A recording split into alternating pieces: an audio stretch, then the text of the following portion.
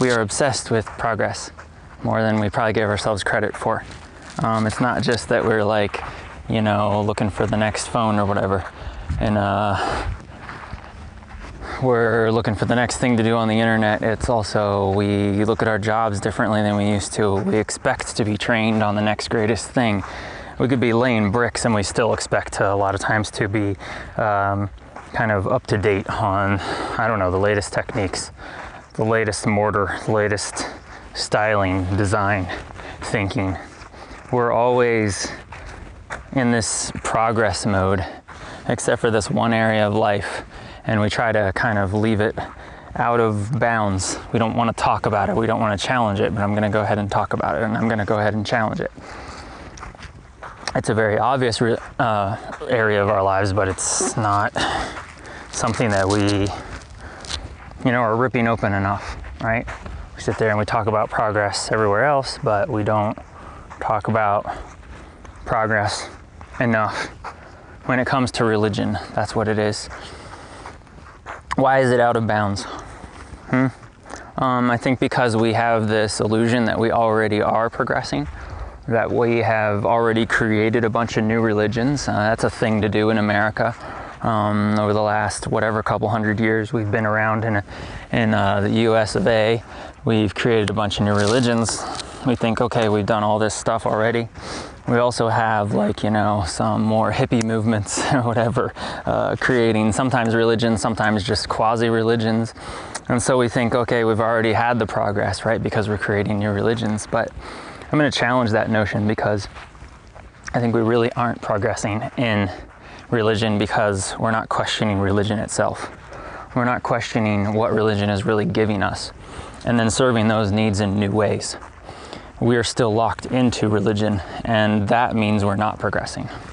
So I think we need to go underneath religion, and we need to look at it like we are trying to actually deconstruct it, right?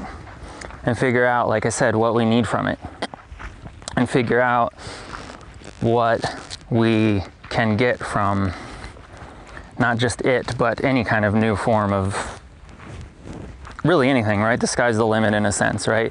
We have this sense of progress towards a lot of basic technologies in our lives, but we're not deconstructing the things that our so-called spirituality and our religion is giving us. You know, the closest that we get to deconstructing it so far is we break things down and try to talk about going on yoga retreats or meditation retreats or something, and that's great. That can be a challenge to us. I don't think it's going far enough. We're not fully deconstructing spirituality and saying, what is it doing for us? And saying, let's approach that like we would approach anything else. Let's look for ways to progress. Let's look for open-ended ways to do it. Let's look for ways that might work for somebody and not for somebody else. And let's not have to package it into a label, right? Because the yoga and the meditation, even though they sound kind of generic, they're just sort of like newer forms of a religion, you know, instead of being Latter-day Saint, you know, you're really into yoga. I mean, you know, and you try to wax spiritual about it sometimes. Come on, it's not really new. It's still that same religious packaging kind of boxing you up. You're not actually talking about what needs are being served as a human. Breaking it down to its most elemental forms and saying, hey, this is what I'm getting out of this. And therefore, you're not really sure whether you're getting what you really want or need out of it, because you're not willing to talk about it at that level. So why can't we break it down? Why can't we deconstruct even the most sacred, literally, of our part of our lives, religion, deconstruct it completely and build it back up like we would any technological innovation, you know?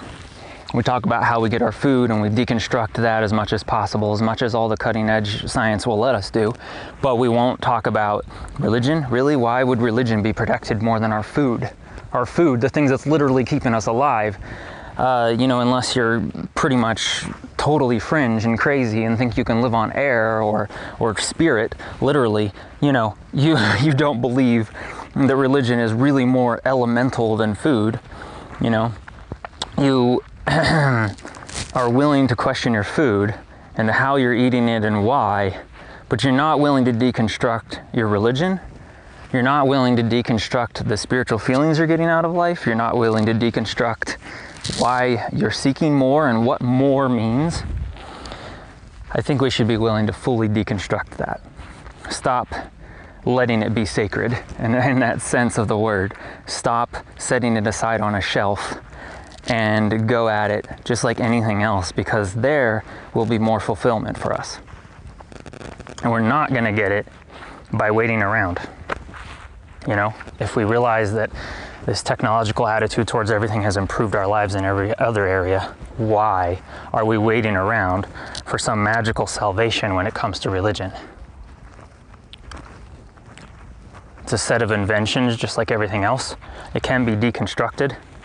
We have to do the work to do it. And that's about it.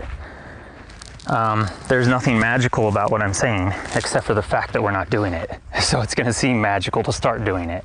It's going to seem challenging to start doing it. It's going to seem a lot of things.